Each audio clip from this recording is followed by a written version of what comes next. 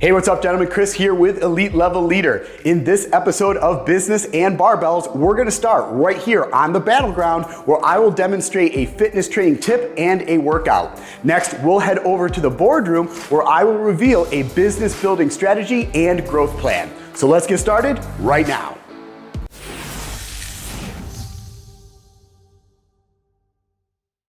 Hey, what's up, gentlemen? Chris here with Elite Level Leader, and welcome to the battleground. In today's workout, I've got a 5-round total body workout for you, and it starts off with 6 Renegade Rows. So I'm gonna head back here. I'm gonna grab 2 dumbbells for this. So relatively light on these because you're gonna be doing a push-up and rows. So I'm just gonna grab a couple of 30s for right now. I'm gonna go ahead and set these on the ground. Now, the Renegade Row is basically a 3-step movement, and we're gonna do 6 of those today.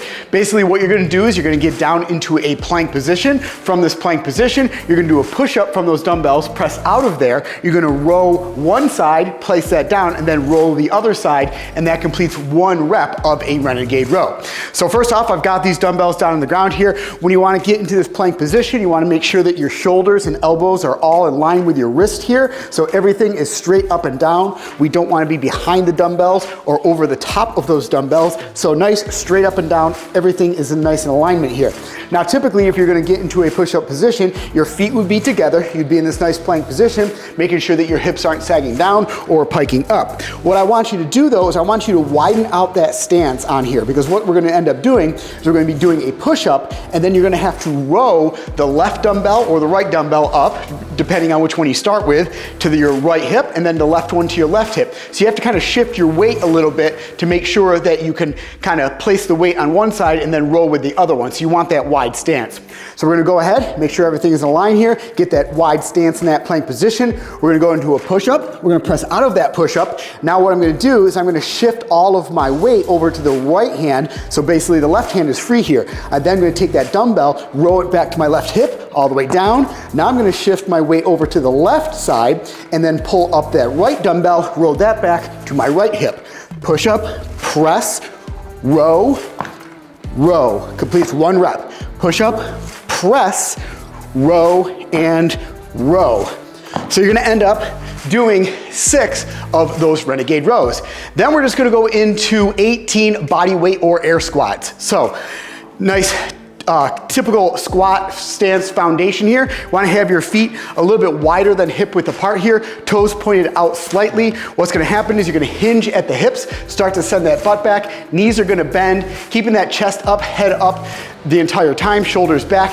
As you start to squat back and send that butt back, knees are gonna start to bend, and make sure they're tracking out over those toes, they're not caving inward. Keeping that chest up the entire time, so you go down to full depth, which is butt down below knee level. From this position, you're gonna stand fully upright, opening up those hips at the top and bringing those knees back. All the way down, all the way up, making sure that those knees are tracking out over those toes and not caving inwards. Keeping that chest up, sitting back in that squat, going down to full depth. We're gonna end up doing 18 of those air squats or body weight squats. After you completed 18 of those, now we're gonna go into 6 dumbbell thrusters. So I'm gonna lighten up the load a little bit on these dumbbells. You're gonna need 2 dumbbells for this. So I'm gonna send these back here. I'm just gonna lighten up a little bit here, just down to some 25-pound dumbbells.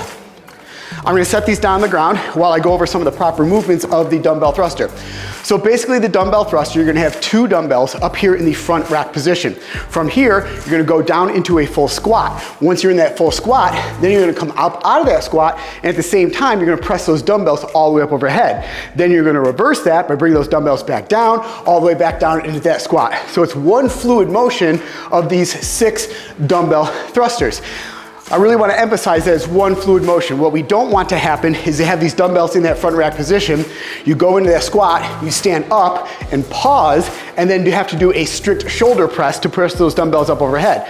Also on the reverse, I want to make sure that as you bring those dumbbells down, you don't just come to your shoulders and then do a squat. It's one fluid motion. You're actually using the power and strength of your lower body to generate the momentum to get those dumbbells up overhead, so you don't have to do a strict press. So as those, and then also as those dumbbells are coming down, you're going into that squat. So you should immediately have those dumbbells in that front rack position about the time right when you hit that bottom of that squat. Also, as you're coming up, once those hips are open up to full extension there, those dumbbells should all the way be up over top.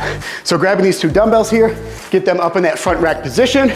Nice squat stance here, so feet are a little bit wider than hip width apart, chest up, shoulders back.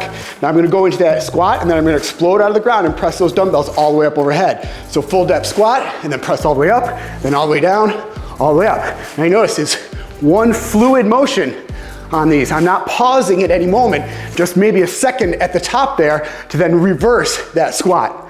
So you're gonna go ahead and on those dumbbell thrusters, you're just gonna end up doing 6 of those dumbbell thrusters.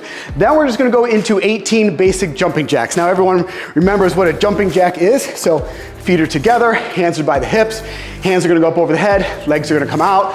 So 18 of these jumping jacks, touching the hands at the top. You can either touch the hands on your hips or go behind your back and touch your hands behind your back.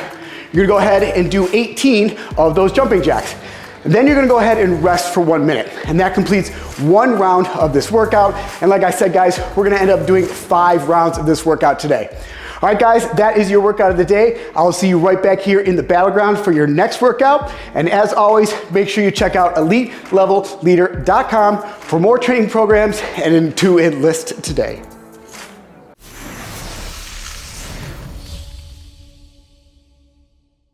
Hey there, Chris McCarthy here with Brand Identified and Elite Level Leader. In this training session, you will learn how to fix business failure point number 6, which is you are not following your brand ideals. A brand ideal is a higher order purpose that goes beyond the functional benefits of your products and services. It is the core belief that your business is founded on and the reason why your employees and customers connect with your brand. Companies that fail to follow their brand ideals can become disconnected from their customers and employees, leading to decreased loyalty and revenue. Over time, businesses that do not follow their brand ideals can lose their competitive edge and become irrelevant, ultimately leading to business failure.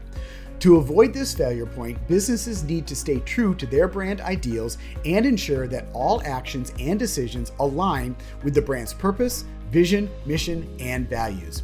This requires a commitment to consistency and a willingness to make difficult decisions that prioritize the brand's long-term success over short-term gains. Here are some steps to help you get started. Number 1, know your why.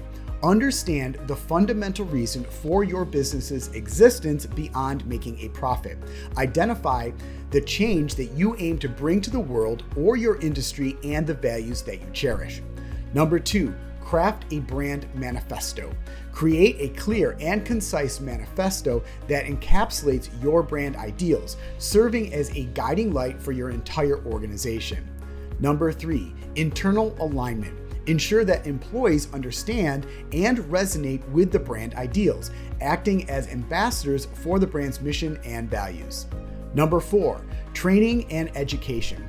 Provide continuous training and education to align your team with the brand's ideals, encouraging incorporation of these ideals into their daily work. Number 5, alignment test. Assess significant decisions against your brand ideals, including product development, marketing, partnerships, and more. Number 6, ethical considerations. Prioritize ethical decision-making that honors your brand values. Number 7, open communication. Maintain transparency about your brand's journey and challenges in adhering to its ideals. Number 8, authentic storytelling. Share stories that demonstrate your brand ideals in action, creating deeper audience connections. Number 9, KPIs aligned with ideals. Establish key performance indicators reflecting your brand's ideals and regularly evaluate your adherence to these values. Number 10, customer feedback. Gather customer feedback on their perception of your brand's alignment with its ideals and adjust accordingly. Number 11, tough choices. Prioritize your brand's long-term health when faced with conflicts between ideals and short-term gains. Number 12, engage with like-minded communities. Collaborate with organizations and communities sharing your ideals to amplify your brand's impact. Number 13, evolution, not deviation. Adapt strategies and tactics as necessary, ensuring they remain aligned with your brand's core beliefs. Number 14, content and marketing.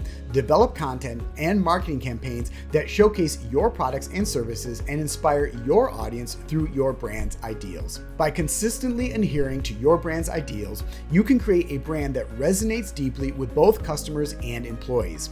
This alignment fosters trust, loyalty, and a sense of purpose that can help your business thrive and withstand challenges, ultimately leading in long-term success. That is all for now. I'll see you back here in the boardroom for your next business training session. To continue, be sure to visit brandidentified.com and elitelevelleader.com to learn more about our services and complete training programs.